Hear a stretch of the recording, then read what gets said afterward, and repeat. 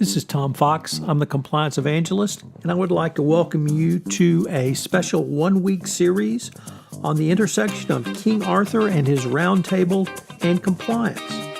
The month of August 2018 has been the anniversary of my 1,000th podcast. Over this month, I have been putting on special one-week series on the intersection of compliance and topics. We've taken a look at Sherlock Holmes. We've taken a look at Shakespeare. We've taken a look at ethical culture, and we've considered the future of internal audit, analytics, and compliance. So as part of this special series, I'm going to take a look at one of my favorite characters in literature, King Arthur, and how King Arthur can inform your compliance program.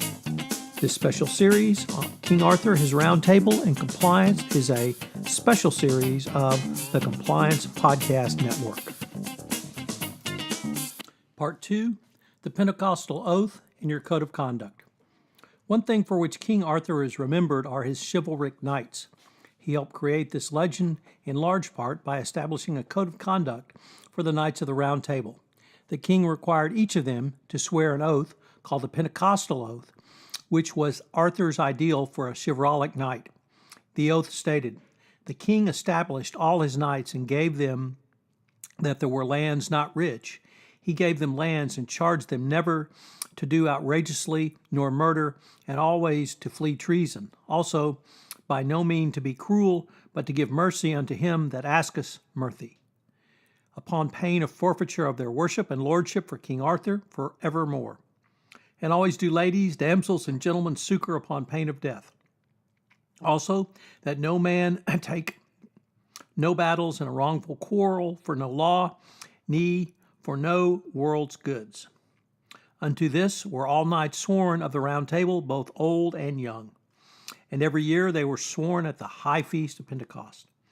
Interestingly, the oath first appeared in Sir Thomas Malory's La Morte d'Arthur, in none of the prior incarnations of the legends. In Malory's telling, after the knights swore the oath, they were provided titles, lands by the king.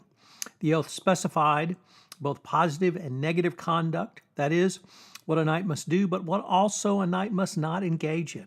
The Pentecostal Oath forms the basis for the knight's code conduct at Camelot and beyond.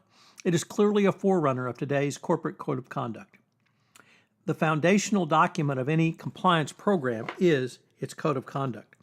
The requirement has long been memorialized in the U.S. Sentencing Guidelines, which contain 7 basic compliance elements that can be tailored to fit the needs and financial realities of any given organization.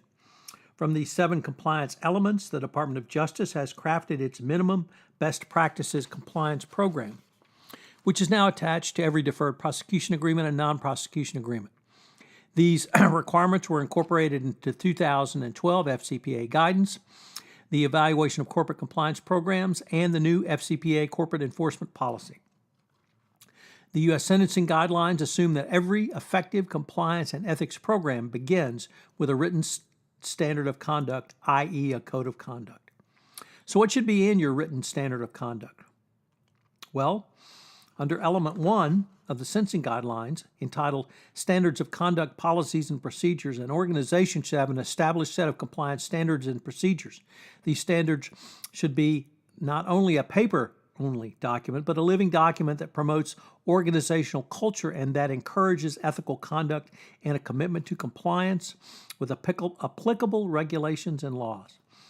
In the FCPA guidance, the Department of Justice and Securities and Exchange Commission stated, "A company's code of conduct is often the foundation upon which an effective compliance program is built. As the DOJ has repeatedly noted in its charging documents, the most effective codes of conduct are clear, concise, and accessible to all employees and to those conducting business on the company's behalf. Indeed, it would be difficult to effectively implement a compliance program if it were not available in the local language so that employees in foreign subsidiaries can access and understand it. When assessing a compliance program, the Department of Justice and SEC will review whether the company charter has taken steps to make certain the code of conduct remains current and effective, and whether the company has a has periodically reviewed and updated its code. In each DPA and NPA over the past 10 years or so, the DOJ has stated as the following item number 1 for a minimum best practices compliance program. Number 1, Code of Conduct.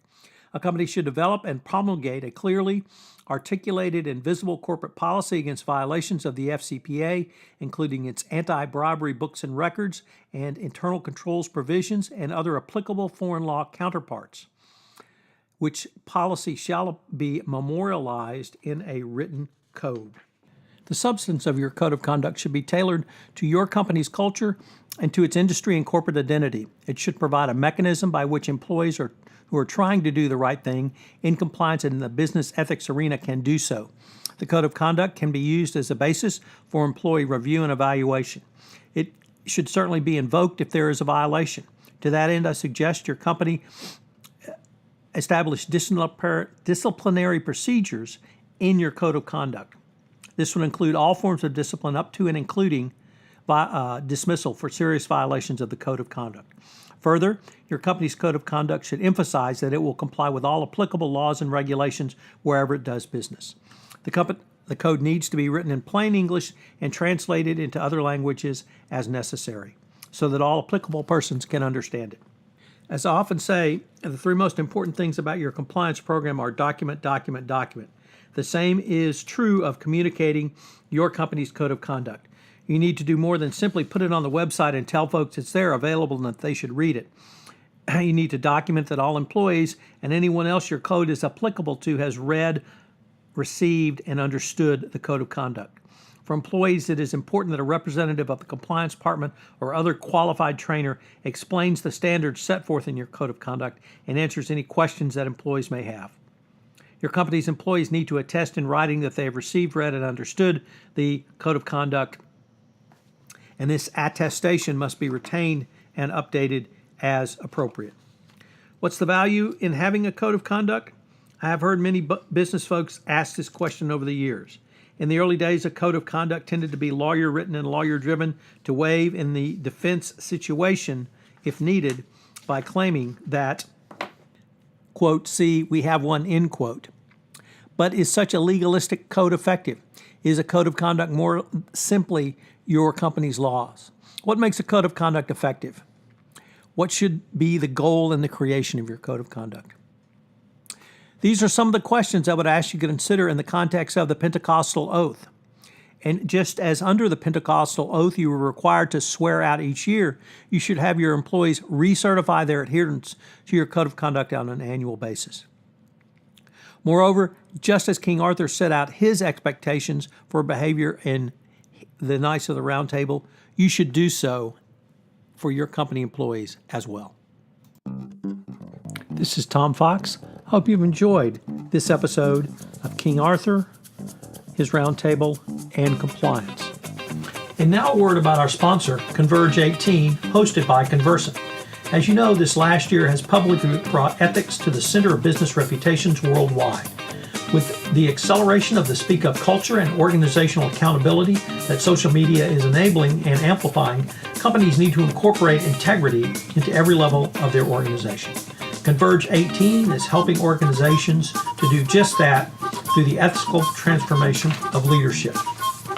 The goal of Converge 18 is to arm you with information, strategy, and tactics to transform your organization going forward. Listeners to this podcast will receive a 50% discount utilizing the discount code TOMFOXVIP. That's TOMFOXVIP, all uppercase. This is Tom Fox, the Compliance Evangelist. Thanks again for joining me. I hope you'll join me again tomorrow. This has been a part of the Compliance Podcast Network.